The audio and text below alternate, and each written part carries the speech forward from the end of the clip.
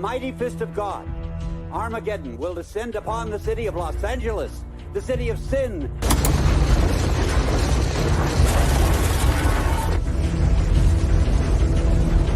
Hey, I was born in Italy, man. What? It doesn't matter what.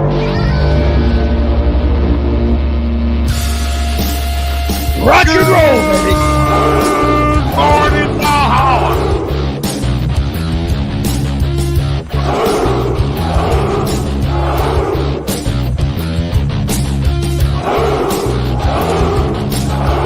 Company.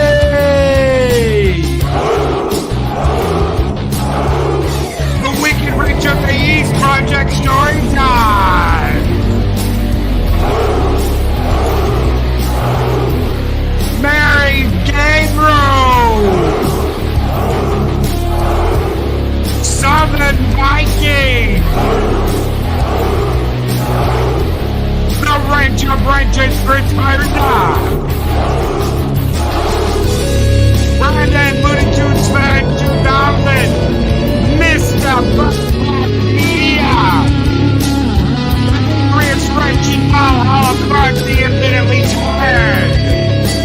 Mephisto's movie reviews, DJ Ronnie G and Angela Smokey. Alright, Doctor, and take a apple. Roll Tide, Keely Chow, roll Tide, brother.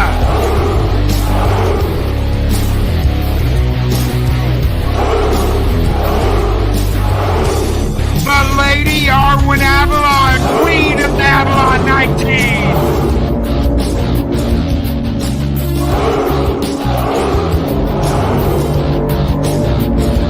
Penny!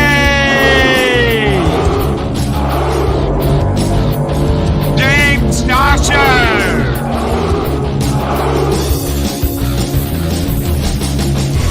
Eli! The Rooster Dave Bob! Jack Gabalina! Project Adrian!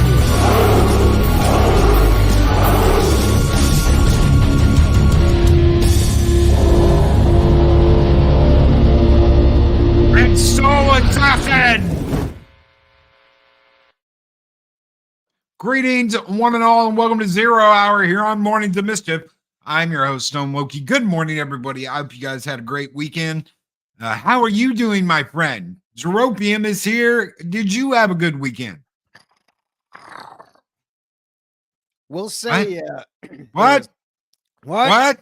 Goddamn, son, how many times you want me to growl up in this mug? Yep, that's all I got. God damn it. Gonna open up a beer. What? Another beer. What? Then I'm gonna stomp a mud hole. What? Then I'm gonna walk that some bitch dry up in this mug. Oh, sip of tea for the working man. Good God. Anyway. Good morning, my friend. Good morning, everybody. Hope you guys are having a great one. There is only one great one. The people's champion. Yeah, we're not here to talk wrestling. Good morning to my brother Loki. Good morning, chat. Yeah, real quick. Weekend was kind of uneventful, but sometimes that's all right. How are you doing? How you all doing? Welcome back to Monday. Yeah, it's Monday. Thank God it's Monday, too. I worked all day yesterday. Mr. Buckcrack Media, the member chat for 12 months. He says, hail, Loki, all the amazing people in the chat. Hail to you, sir. Thank you so very much for being a member here over the last 12 months. You guys keep the fires burning bright here in Valhalla. Thank you, sir. Ow.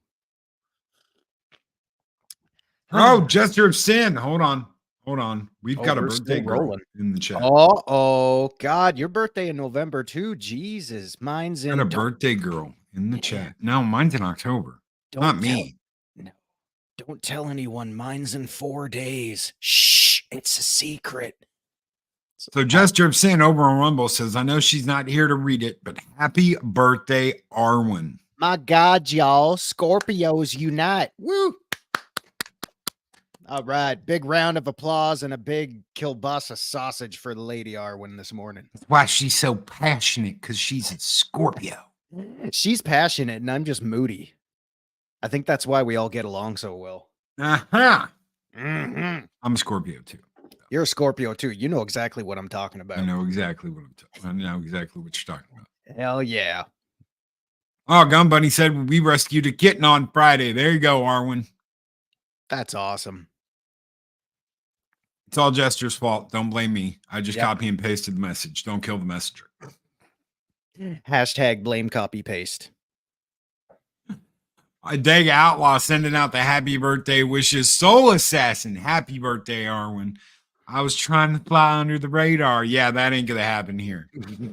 Did you hear what happened in Georgia over the weekend? I was gonna do this. I've got a prototype video I've been working on for something new that we're gonna be doing here. There was a story. Hold on, because it's in the prototype video. Give me just a second. Let me get this pulled up. I always found Chris the word Persia. prototype to be really fancy sounding. Chris Persia is responsible for this idea. Well, this idea for this story that I had. Hold on. I gotta find it. Yeah, I know. I'm now working in the background trying to do something that I should have had Hold for one more day. I wasn't going to share this.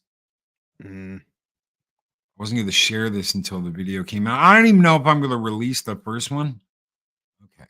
So I know that feeling. it's just a prototype. All right. So here's the story.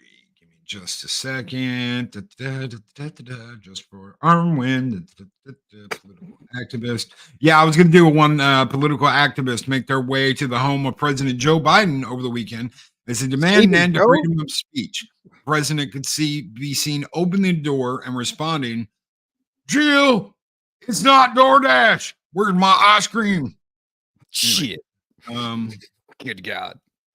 Let's see. Not that one. There it is. The state of Georgia's public information network was shut down for a total of 5 minutes over the weekend by a group claiming to be the disciples of the Avalon 19. Their only one demand, the immediate release of their so-called leader, Mr. Nut. That's right, ladies and gentlemen, Mr. Nut. Wow. Total of 5 minutes. They shut it down. Crap. The Skynet skull has become self-aware. You know, I like the fact that under all that hardware, he's still sprouting a really nice, bushy, might I add, well-groomed furry tail. Yes. I mean, that's got to be a trademark of some kind, right? At least, you know, they could have 50,000 endoskeletons of squirrels just like that, but he'd be the only one to get that furry tail. So if I ever release that video, which I don't know, it's more of like I made it so that I could save the all the setup so that I can quickly make another one, because I'm going to be pumping those out like 2-3 times a week. So they'll be short. It'll be short, little fun uploads that poke fun at a lot of different things. So that's some good stuff. Time to nut up or shut up. The first story was going to be about Boogie, our good friend Boogie 2988.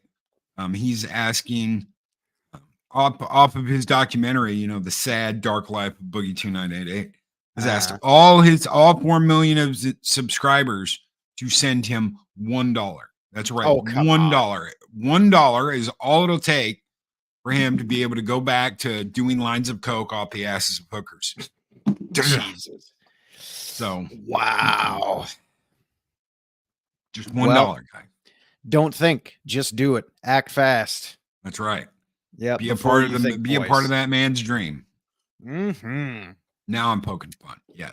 Yes, we are. That's what we do. Be a part of the dream while living your own nightmare, supporting God knows what the hell goes on over there down in those parts. Free Mr. Nut. Free Mr. Nut. Mm-hmm. Hashtag nuts lives matter. Mm-hmm. Bug-Eye Creeker says, can't be in here long. Hit that like when I came in and wanted to say have a blessed day to Loki and all of you. Have a blessed day, Bug-Eye Creeker. Don't work too hard. Wherever you're going, whatever you're doing, hit it like a tank and just keep on going. That's right. Hell yeah. Oh, God. That's sick levels of DSP from Boogie. Man, just when you think you got DSP out of your system, he comes worming his way back. We're not going there. Thanks for planting that piece of garbage in my head again. Oh, if there's one guy I would ever just punch in the middle of the street, it would be that one. So let's talk aliens and punching somebody in the street. Moving along. So recently, the director of the new Aliens Romulus, I hope I say your name correctly, Fadi Alvarez, got his cut, a very rough cut, because it's not finished yet, of the movie into the hands of Ridley Scott. And Ridley Scott sat down and watched it and said, "It's fucking great, man." And his words, ladies and gentlemen, his words. It's effing great. Right? So can we, knowing what we know about Prometheus, about Covenant, take that and go, the guy's lost his mind, don't listen to him? I mean, he's making a sequel for Gladiator, for F's sake. He's making a sequel to Gladiator. Good God. Gladiator 2, still not entertained. That'll be the subtitle. Man, you know, it's tough. I mean, in Ridley Scott's position, I think it would be tough because, I mean, really, if the movie, if the rough cut he saw was crap, would he come out and say it looks like shit? I mean, because it could look like shit for a number of reasons. A, it's a bad movie. B, it's a rough cut. It's not going to be all together and pristine and in, perfect working order as it should be. But all that being said, given how far off the rails Mr. Scott took the franchise over the last several years, yeah, it's a very double-edged sword of an opinion we have going on here. Because he used a lot of stuff in Prometheus that either was planned or held back from the plan in Alien. So there's a lot of different versions of what they wanted to do with Alien. Originally, it wasn't a ship; it was a temple. Yeah, and at the top of the temple, in the beginning, big head. There was an alien. It was a big head. It was a big, nasty head. I've actually got the picture of that temple. I've got a print that Geiger did. Yeah. It's an actual Geiger print. It's official. I have a print of that temple that he drew for Alien that they never used. Yeah. If y'all haven't seen it, the amount of work that Geiger put out there, not just the final versions, but pre-production concept art, all things of that nature, it was astronomical. Because, I mean, that was always one of the funny things, one of the odd humorous problems that Fox always had with Giger is he would always give them too much to work with. But, when you're an artist and those juices, they're flowing, baby, sometimes you just can't stop. And Fox didn't want anything to do with Giger. They did not want anything to do with H.R. Giger. No, Geiger. I've always said Geiger. I did too, but after hearing, numerous cast members call him Giger, I just kind of stuck with that. But yeah, Fox was pretty much terrified of the guy. Yeah, they didn't want anything to do with him. They saw the work and they were like, no thanks. Can't we just have a big grasshopper in the movie? No, you can't have a big grasshopper in the movie. What happened with Predator? Can't we just have a big cockroach in the movie? No, you can't have a big cockroach in the movie. Good God, no, that would have been brutal. If no one's ever seen any of that footage, holy crap. There are still scenes of that cockroach-looking alien in Predator. They just covered it up with the invisibility stuff. Mm-hmm. And it's, They camouflaged it. It's a beautiful looking red jumpsuit. Oh my god. Yeah, horrible. Absolutely horrible. Thank God Stan Winston turned things around on that one. Chris Berger, you think Lucilla and the Ghost of Maximus will be making any clay vases? Shabbat, shabbat. Oh, shabbat, Good shabbat. God. It'd be the scene from Ghost all over again. With a slightly older soundtrack, because I don't think the Wrights brothers or whoever the hell did the original of that song will be around at that point. But yeah. And Mark the Infinitely Tired. Well, if Geiger drew it, would have been a giant peen. Yeah. God, you gotta love that. It's You like, gotta love how he oh, just doesn't give a shit. Yeah. Kind of, you know, I felt it was missing something. Yes. So I put the giant penis on it and it worked out just fine. The I liked alien, it. he was The looking for alien. a kiss and he kissed him in the eye. I always loved hearing him talk, trying to make sense of the English language. Like, it was so good. So you got to think, I mean, because, you know, Zero had a lot of these pictures on his computer back in the day as desktop backgrounds, because Giger's artwork is a trip in itself, just because of how abstract it is. But there are very blatant ones that are very sexual in nature. So you got to think, if he's good at hiding certain things when he wants to be, how many vages and peenies made it into the movies that we know of? We just haven't seen yet. No, definitely. I mean, geez, in the first movie, when they go onto the derelict ship, then there's all those, you know, fluidic like openings in the walls. Well, yeah, that kind of looks like something right there. There's just a few of them. So Alvarez was talking about this. Everyone gave me the heads up that Ridley is really tough. He's really tough, particularly if it has something to do with his movies. He was really tough on Blade Runner 2049, which I thought was a masterpiece. And he had issues with it because it's really hard for him because it's his work. I asked him about the new Top Gun, and he's like, eh. I said, what are you talking about? And he was like, my brother's original work, it was original, and this is like, eh. There's no way I can win this one, he said. He was terrified. Tough and then crowd. he came into the room and he said, Fade, what can I say? Your movie's effing great. Well, I'll bet that felt good while it lasted. And it's a rough cut. So a lot of the special effects haven't been added. It hasn't been refined. It hasn't been cut completely yet. Hasn't been scored. A good score can make all the difference in the world, too. Yeah. And he told him his dialogue was great. All the dialogue in the movie was great. This is supposed to come out on August 16th of next year. Oh my. So I'm sitting here and I'm thinking, what have you done lately, Ridley, that is like, I mean, just because Alien is absolutely spellbinding. Gladiator was there's so much of his work that I respect. And when I found out, you know, oh, he's coming back in this movie called Prometheus, and it's a tie-in, but it's not a tie-in. And then you find out Fox doesn't want it to be a direct tie-in to Alien or Aliens. It wants it to be its own thing, away from it all.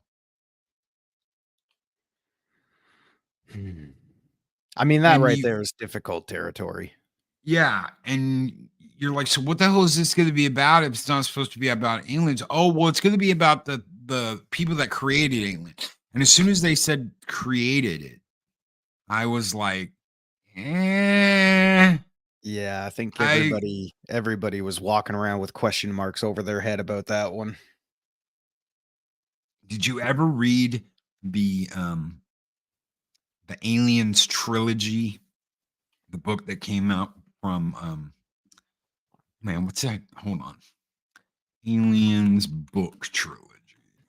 Loki's doing his homework right now. Yeah. I should have Live research. I don't know. I mean, the whole premise of Prometheus, I mean, when you're gonna tie it in to an established franchise like the Alien universe as we know it, it's difficult because you're kind of directing yourself up against a wall. I mean, because there's a number of reasons it could go wrong, and there are a number of reasons why it did go wrong. But I think the universe itself is so rich. You've got endless amounts of lore that you can use to tell proper stories with. But the problem that you have with, I mean, with anything that takes place, you know, as a spin-off or something like that in any franchise or series, it's always going to be compared to the films that came before it. It's always going to see, people are always going to be wondering how it relates to the current universe that it's set in. So I mean, it's kind of a difficult premise. Okay, so there's Earth Hive, Nightmare Asylum, and The Female Ward. This is written by Steve Perry. These books, which do have Ripley, after they do have Ripley in them after the events of Aliens. How do they have Ripley in it from Aliens? You're gonna have to figure that out on your own. But it works. It works the way it's done. So the idea is that Weyland Yutani, being the dummies they are, brought a alien queen to Earth, and they've got it in a containment Sure deal. they do. And what they don't realize is that the queen is telepathic. This is how it controls its drones. And it can talk to people, and it starts to drive people insane. And eventually these people come together and form this cult, and they break the queen out.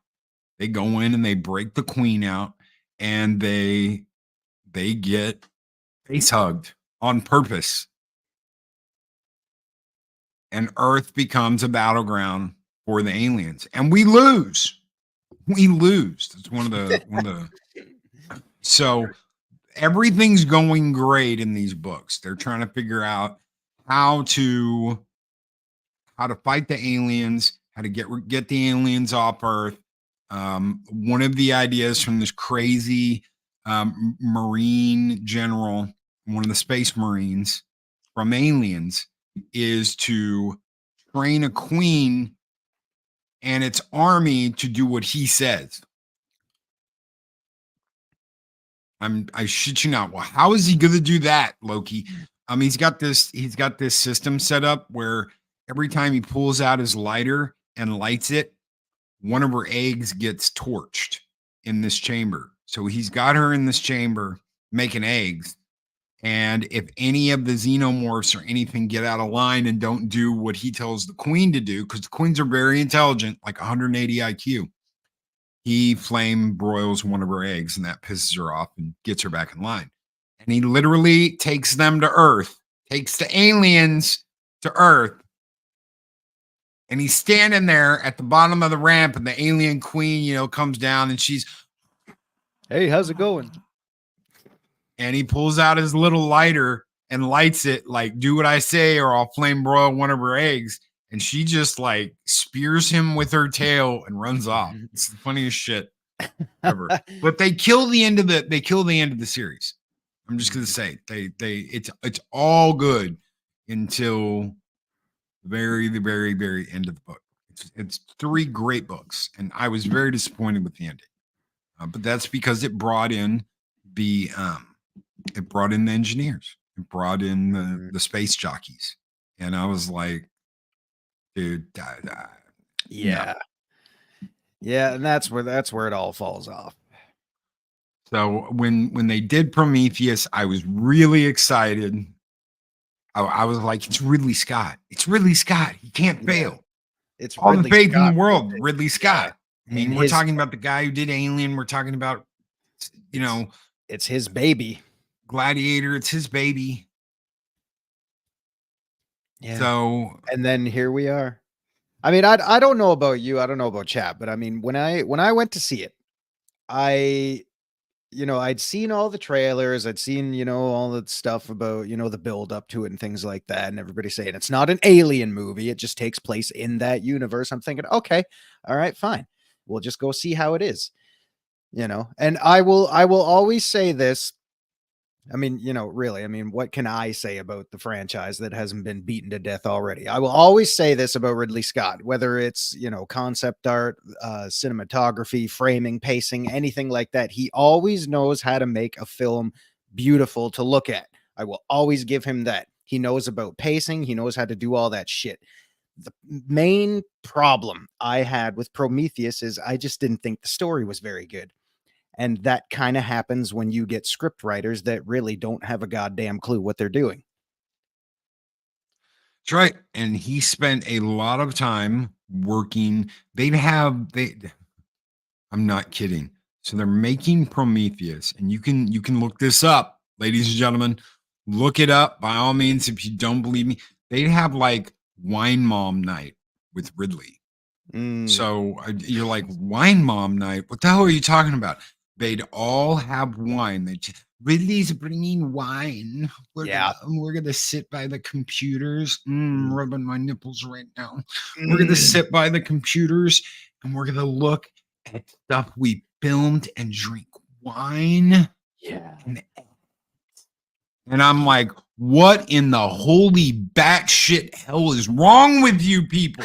I mean, imagine you're in there cutting away, you're doing whatever, and then a serving tray with a few bottles of wine come into the room. You're thinking, oh, it looks like Ridley's showing up to work today. Here we go. Here we go. Yeah, that's right. And that's exactly what happened. So obviously Zero has seen that footage. Well, when the wine tray shows up and they're bringing in bottles of wine, that Ridley's on his way into the office. Yeah. And you're like, what in the shit? Zero has pretty much seen it all. I mean, the copy I got had like a 3.5 hour behind the scenes documentary on the whole thing. And Zero sat down and watched them all multiple times. Why?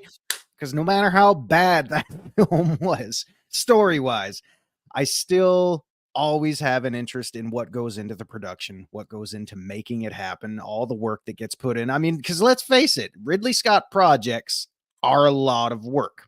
Ridley is a tough director. Ridley is a demanding director. He's just gone a bit loopy in his later years. I mean, I don't know what else you can say, really.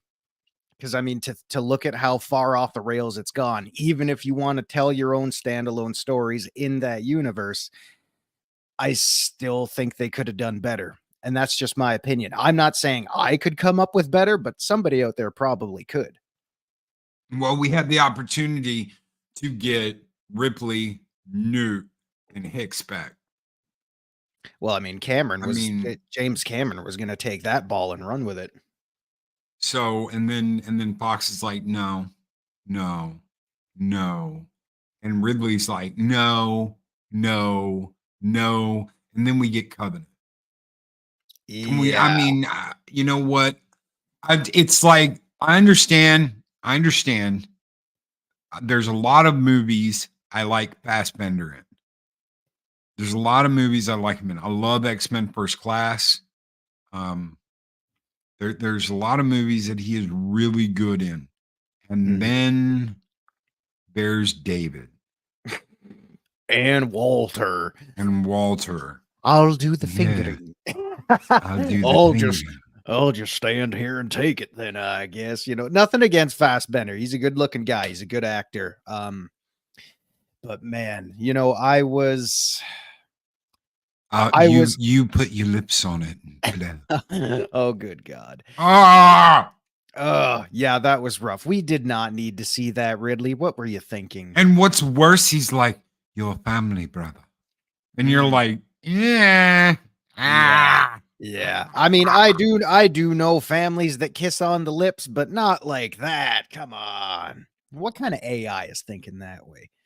Yeah, but see, I was a teeny bit excited for Covenant because it looked like it did. Well, I mean, there was a couple issues I had with it for the same reason that I got excited about it, because there were aliens, versions of them in the trailers and shit like that. So I'm thinking, okay, they're going to start cutting off some of this dead weight, and they're just going to do like an A to B story, which what it should have been in the first place, in my And opinion. that white proto xenomorph, that was a scary son of a bitch. That was a little bit freaky. That But was disturbing. The backbuster. Mm-hmm. I And mean, at the same time, I'm thinking, oh, look how much they're giving away in the trailer. I hope this just isn't to sucker us into something. But I mean, the creature effects and the way that they brought those out and introduced them and used them, I thought was really well done. But again, you see, Zero could go on and on, because that in itself opens up. we need you to go on and on, and there's another half hour to the show, Oh, so we Yeah. need you to keep going on. Well, the issue I had with that in itself, because again, they were really well done. They were freaky. They were cool looking, as they should be as alien characters. But the problem I had with that is there were so damn many of them, because I know David's going through his evolutional stages with these things, perfecting them, yada, yada, yada. But therein lied the problem with me.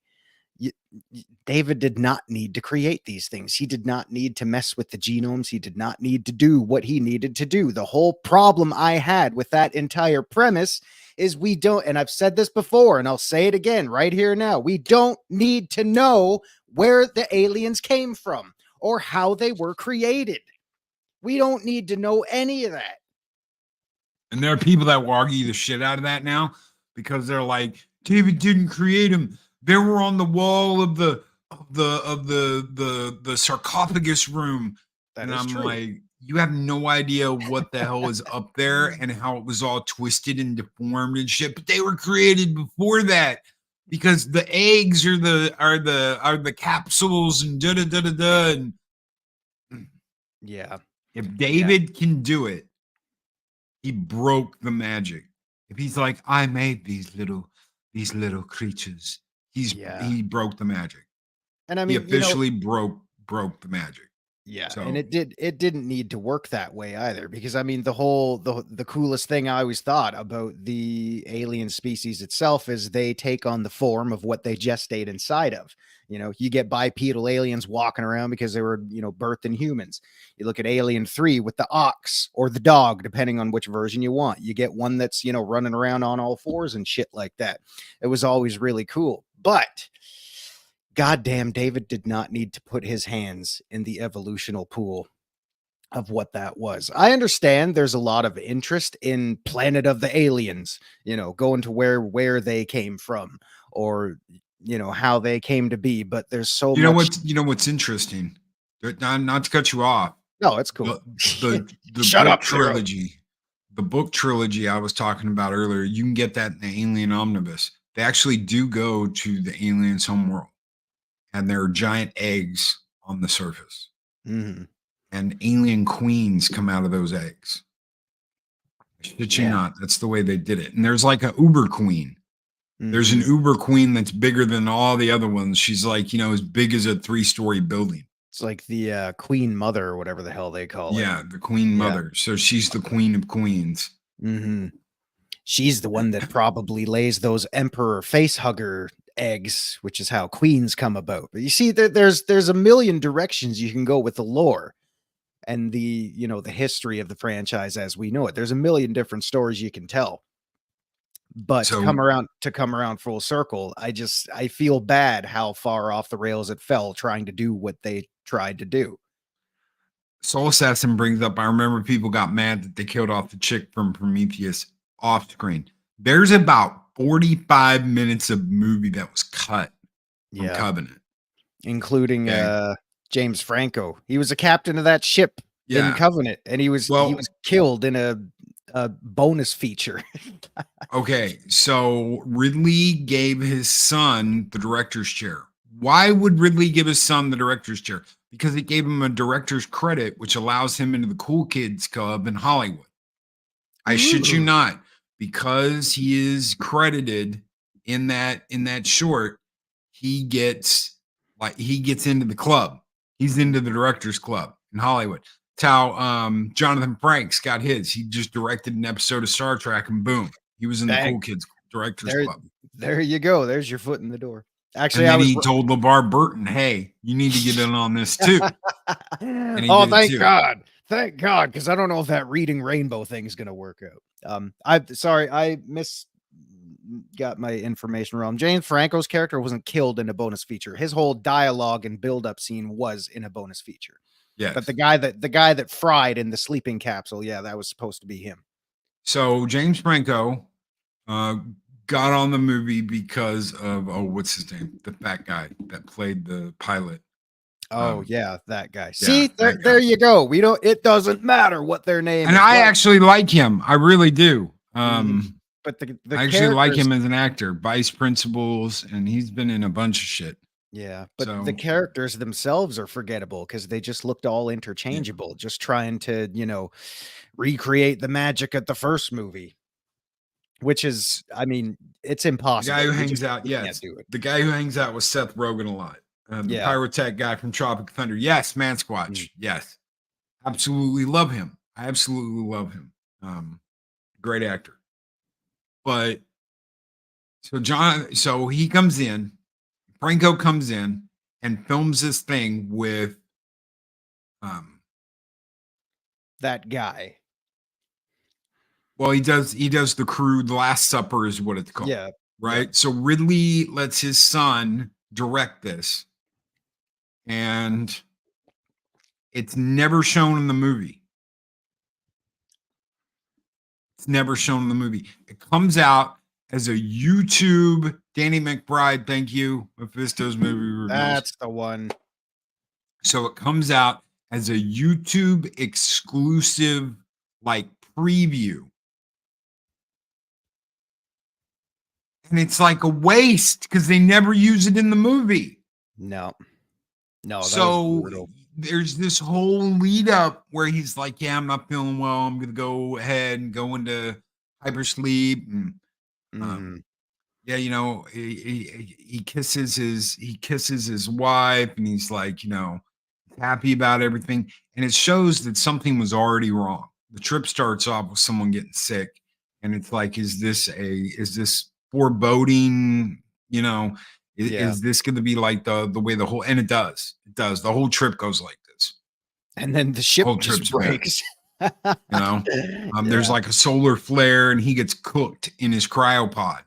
Yeah. I mean, God, especially this day and age, I know there's a lot we don't know about the universe. Like, that's why we don't, man many shuttles these days anymore. But good God, even 80 years into the future, y'all telling me you didn't plan for that? You didn't have technology to counteract that? Our solar panels got hit by a solar flare. Well, no shit. Things like that happen. Yeah. In space. Yeah, in space. To go back to what you were saying, though, about that whole thing not being in the movie. I don't know if any of you remember, you probably do, because you're probably like me. Crazy motherfucker. I think the right way to do bonus content that's not going to be in the film, the one thing I think, one of the things that Prometheus got right was the bonus content that you could find on YouTube and shit like that. When you look at, oh my God, I'm forgetting the actor's name now. Guy Pearce playing the young Peter Wayland. Yes. Doing the TED Talks and shit like that. You get more bonus shit on YouTube than you do in the own DVDs, Blu-rays. Yes. Yeah. So those were extras I thought that deserved to be, marketed in the movie, the way they part were. of the movie. They could have been, but I mean, the TED Talks themselves, those I feel didn't need to be in the movie because it's all. Oh, dude, it's all previous. It was previous, stuff. I mean, but I think that's there if you want to see it.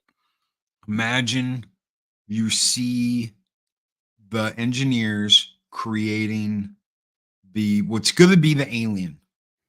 Right? They create that, they take it into themselves and they create life. Okay.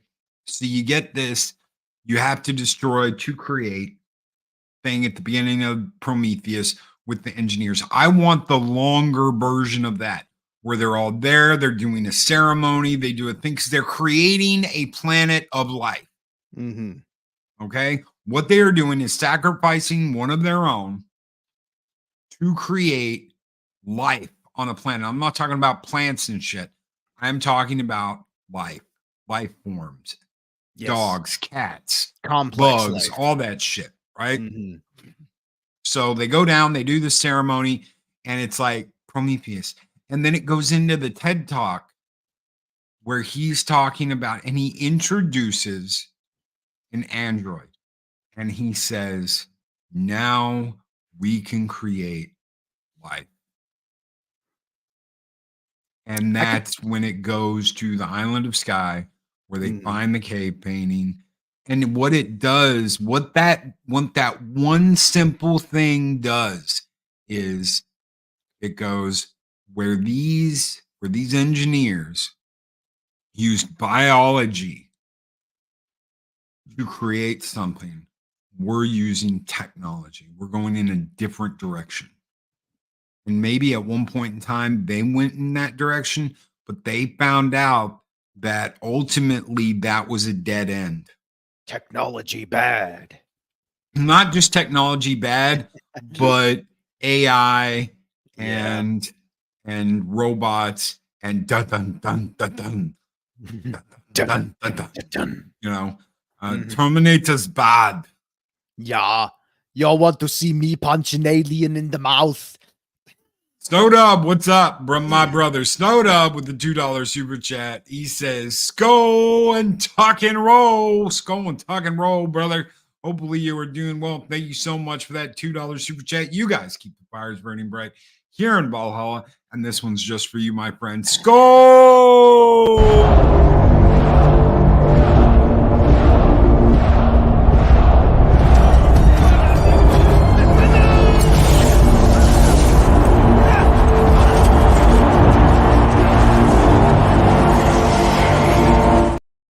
Lisa Roberts says TED Talks is where lizards meet. Lizard people. That's right. Lizard people. Learn how to tie your shoes on TED Talks if you want to dumb it down a little bit. AI is dangerous. AI can be very dangerous. Yep. Yes, it can. Some of it's Did already we learn proven. nothing from John Connor? We haven't learned anything yet. We haven't learned anything yet. Or Neo. Or Neo. I don't think we're smart enough to program AI that's going to be self-sustainable in the way that we would like it to be. But hey, you know what? That's a whole other conversation. Shockwave, what's up, my brother? He says, supposedly that's why Elon wants us on Mars soon. He wants us to be a 2-planet society when the AIs come online. Well, I'll tell you what, you've got until the sun explodes to figure that one out, because as soon as it goes, the whole solar system's fucked, my friend. So you better have some really unbelievably cool interdimensional, interstellar, planetary space travel by then. The problem now, and this will be the problem in Elon's lifetime and for lifetimes to come. We cannot terraform Mars. Not in our lifetime. The best adaptation of this idea I saw in The Expanse, where there's this super strong Martian community of humans that understand sacrifices have to be made. We can't live in luxury. None of us, whether you are a hardcore badass Marine that's wearing medals, whether you're a general, whether you're the head of state, whatever, we can't live in luxury. We can't have all this stuff that we have on Earth. We have to conserve. We have to all work together for something. If you don't pull your own weight, you go out an airlock. Why don't you throw him out the airlock, Commander? Because goddamn, a drain on resources that is vital for the community to survive. There's a reason why the Martians in The Expanse are all badasses. Every single one of them are absolute badasses. It's like the Marines and aliens. Absolute badass. I was just thinking that. Badass. Thank you, L. Matthews. Absolutely badass. Pack them in. Move it out, move it out, move it out. I know we got a little off topic, but hey, At least we know it's still a thought-provoking franchise. So it's like you can't have the people that are like, I'm just in it for me. There's a lot of that. There's a lot of that now. Either they don't want to work, or they're like, gimme, gimme, gimme, gimme, gimme, gimme everything. Mm-hmm. Or they deserve more than the other guy. That's a huge thing today. It is huge. I don't think that can get drummed out of a psyche as quickly as it needs to be. No, and that's key, as quickly as it needs to be, because I mean the reclamation tanks and are broken down for fertilizer. That's hey, a you know waste. what? Yeah, don't throw them out the airlock. Throw them into the Soylent Greens, people.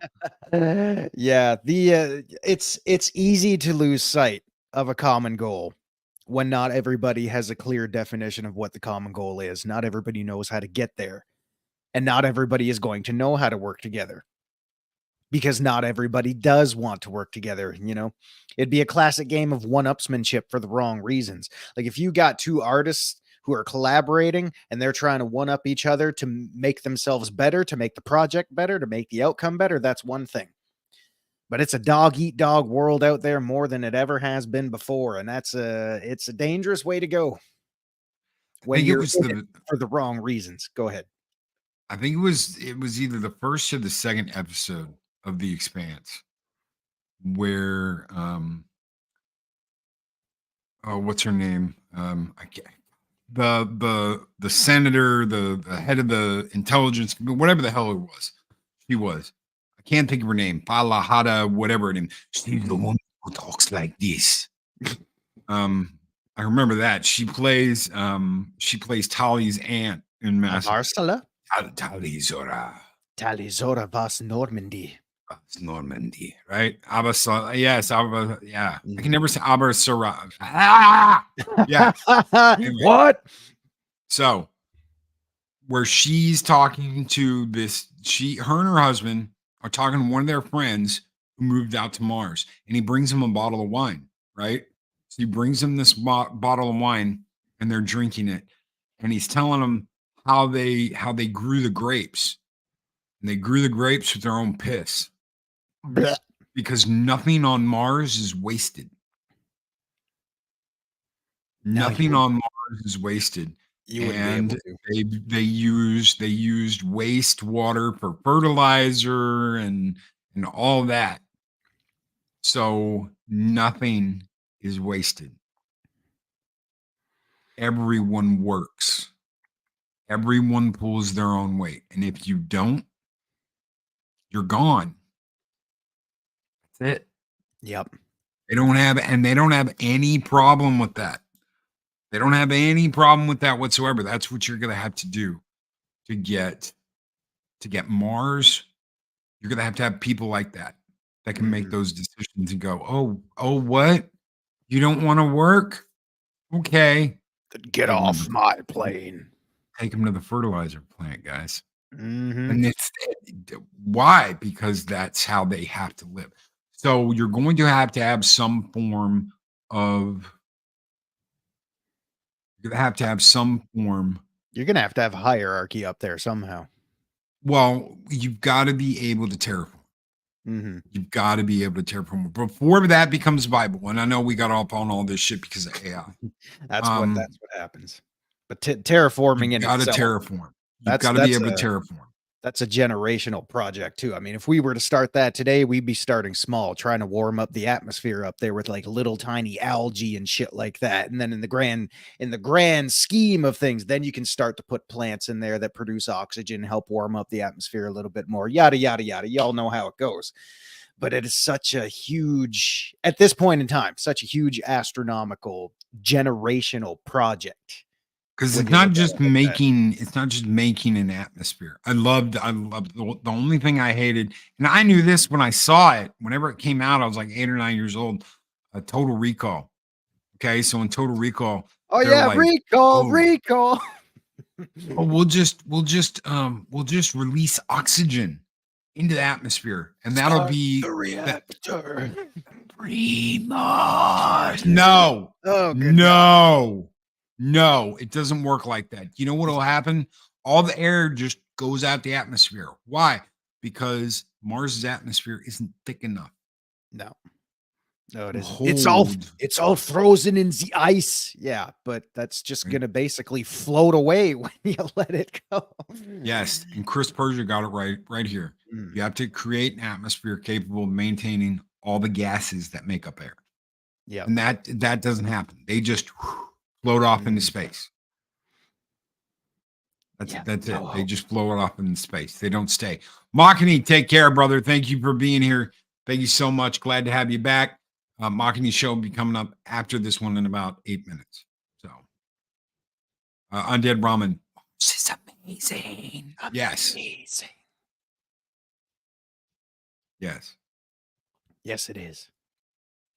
Adega said it took 400 years and a much more advanced society to terraform Venus in evolution universe. Mars took a few generations. Terraforming in stories or real life cannot be easy. So one of my favorite series of all time. It's gaming, it's books, it's got all kinds of stuff. It's called BattleTech. Some of you may know it as Mech Warrior.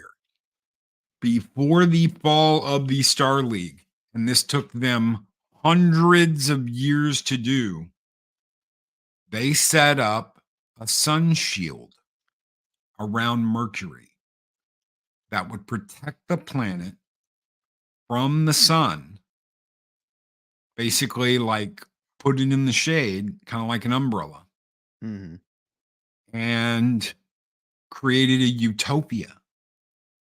A utopia on Great Mercury. Scott. It's a Dyson sphere, Captain. Right? But not And quite. all it took was some mad, insane, dumb bastard to go move the sun shield because I want to turn it into a giant death ray. Yes, I'm talking about you, Amaris. You bibbed bastard who looked like he just got out of a buffet at the Golden Corral. Nah. All it took was one madman to go, I want to move the sun shield and make it into a giant death ray to completely ruin a planet. That's all it took. And it immediately burned up, killed everyone on it, and that was it. One mad bastard screwed up everything. Mm-hmm. But it took hundreds of years to do that. How long did it take them? How long did it take them to start terraforming LB2988? What is it? 2156, whatever. LV426. LV426. How long did it take them? Like 50 years to start terraforming just the atmosphere.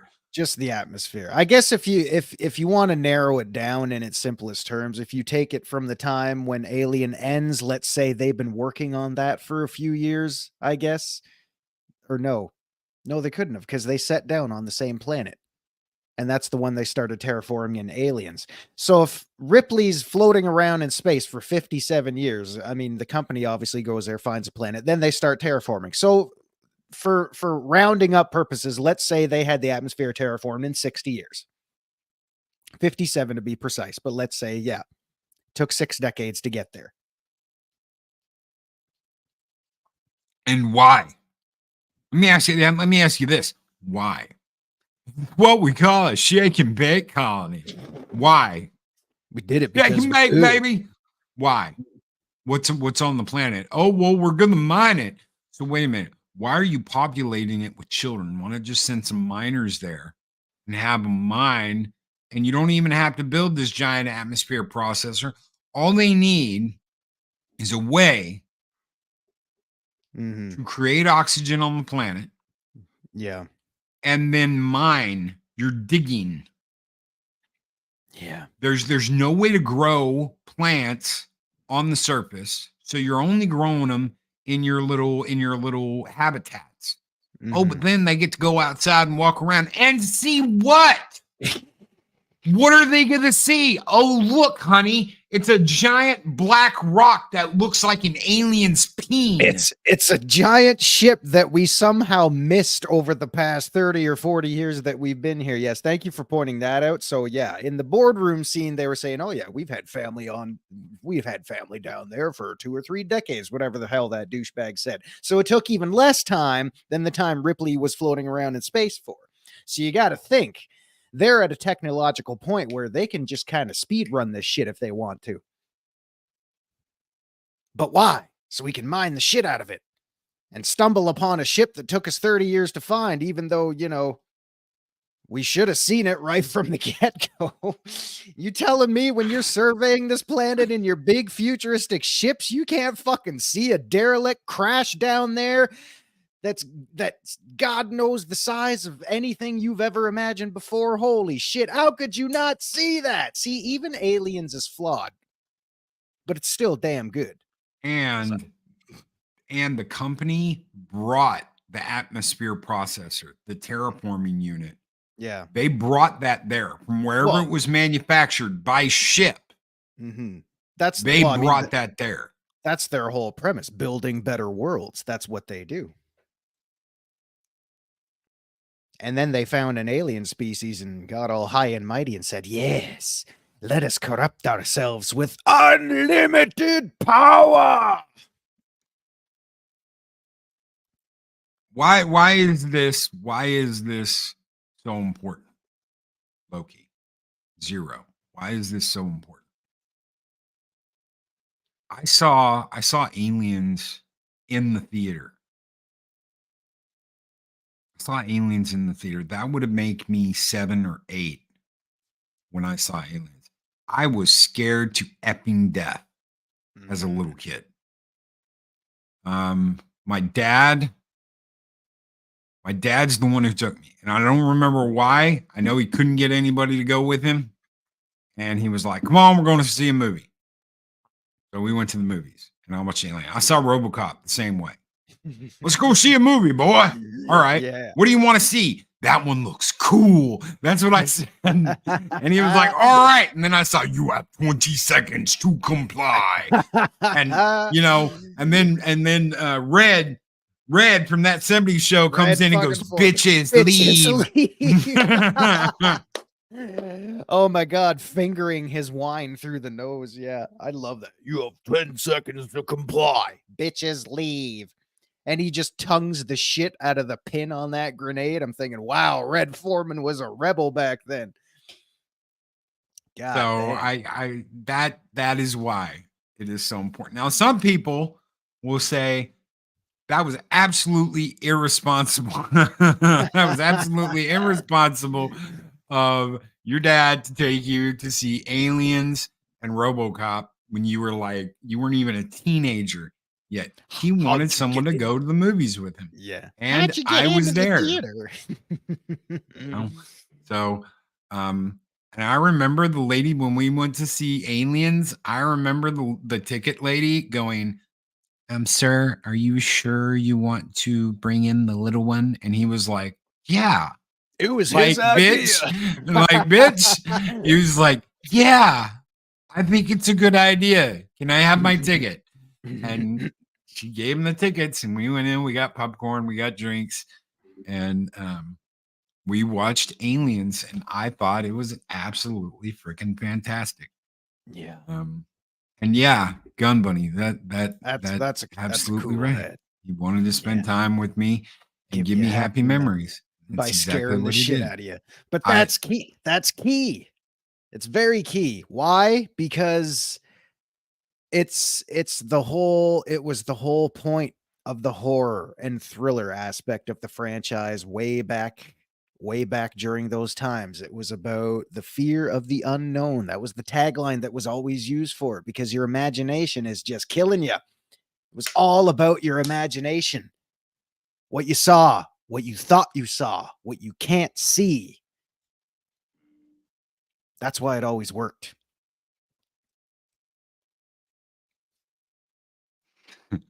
For me, it was the reverse. Whenever I saw Red Foreman get angry while watching that 70s show, look at the kids and then say, bitches, leave. Oh my God.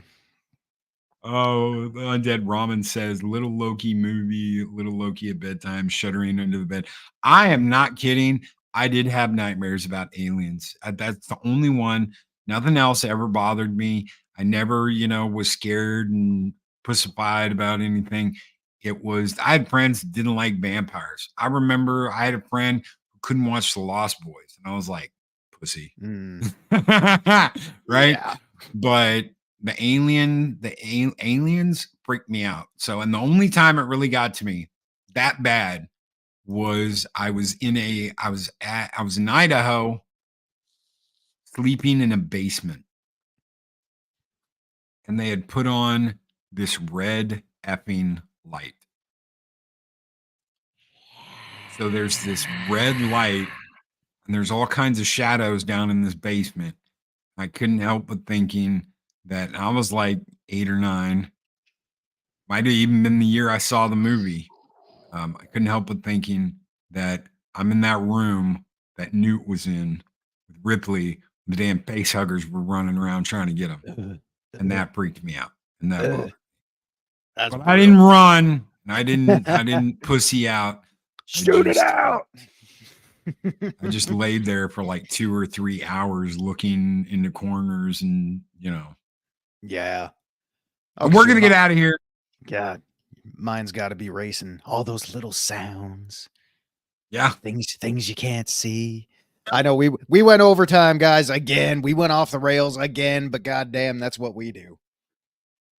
It is, isn't it? That's what we do. It is. So what do you got coming up, Zero? Oh, good God. I don't know. Well, okay. I'll tell you what.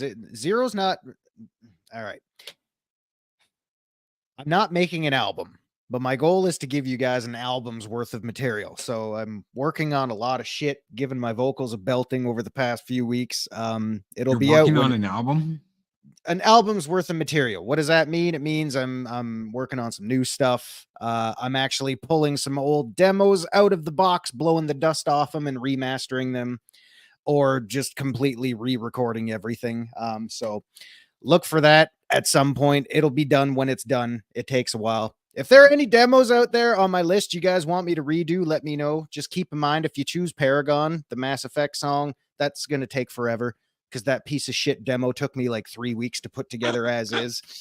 So anyway, yeah, that's just what Zero is keeping himself busy when he's got his downtime going. So yeah, I can't give you guys a date. I just want a good, decent size playlist that I can throw up there once and for all and have at it. So we'll see how that goes. But anyway, for those of you that are interested, thank you. Even if you're not interested, thanks anyway. If you don't like what I write, thank you for your interest anyway. Loki, what do you got coming up? We've got obviously Taco Tuesday with Mexican Iron Man tomorrow. I will be working on the template for the new show.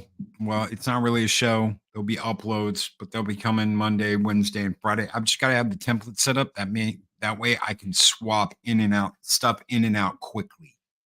Because that's the thing. If I'm starting from scratch every other day, that'll take me all day. I'll be up from when I get up, writing dialogue to the point where I'm going to bed, like I was yesterday. I got up, I started on this. The only other thing I was doing was I was doing laundry. I was washing the sheets. And at 8 o'clock that night, I was like, you know what? I'm only halfway done. Screw this. I'll because I wanted to have it for you today. I wanted to have that for you today as the, hey, do you guys want more of this? Do you want more of these kinds of uploads? And it took me all day. I couldn't do it. Yeah. I couldn't finish it. Well, because I mean, you get that drive going. You want to keep going at it. Even yeah, you want to keep going. You should probably sleep and eat, but then you just say, fuck it, I'll keep going. Yeah, and I had a bagel yesterday morning, and then I didn't eat until at that 8 p.m. I literally was like, I was back and forth with laundry, but I was mainly here. So Anyway, we're going to get out of here, guys. Take care. Be excellent to each other. Always speak, friend, enter. We'll see you guys tomorrow for Taco Tuesday with Mexican Iron Man. Have a great one, everybody. See you later, y'all. I can't do it like he can do it.